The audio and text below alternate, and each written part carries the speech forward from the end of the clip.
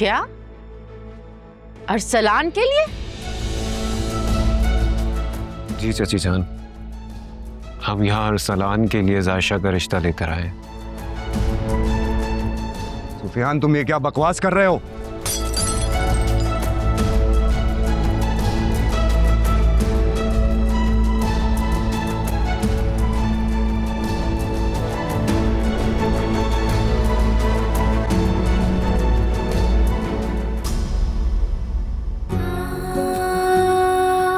बाबा मेरे लिए नहीं, अरसलान और जायशा के रिश्ते की बात कर रहे हैं।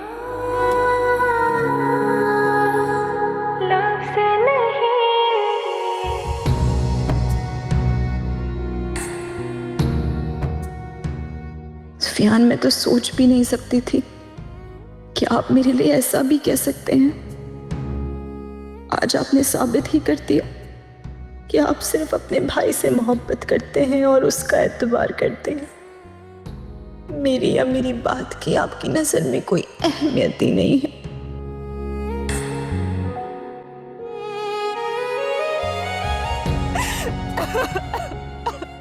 भाई आप देख रहे हैं ये सुफियान जायशा के लिए आपके सामने क्या क्या कहे जा रहा है। एक दफा आलिया सुन लो वो कह क्या रहा है, फिर जो तुम्हारा दिल करे कह लेना। ताबू, हमें ना कुछ सुनना है ना कहना है। जितना सुन लिया वो आपका लिहाज था, वरना बहुत बुरा हो जाता। और सुफियान, तुम क्या समझा है तुमने मेरी बहन को? मेरी बहन कोई चीज है जिससे तुम्हारा दिल भर गया तो तुमने उठाकर उसे अपने भाई को देने का सोच लिया? मेरी बहन मेरी इज्जत है, और जो मेरी इज्जत पर वार करने की कोशिश करता है मैं उसे जिंदा नहीं छोड़ता। हाथ लगा के देखो सुफियान को, पता चल जाएगा तुम्हें। Arsalan, you just stay out of it. मैं बात कर रहा हूं ना। क्या बात करोगे तुम?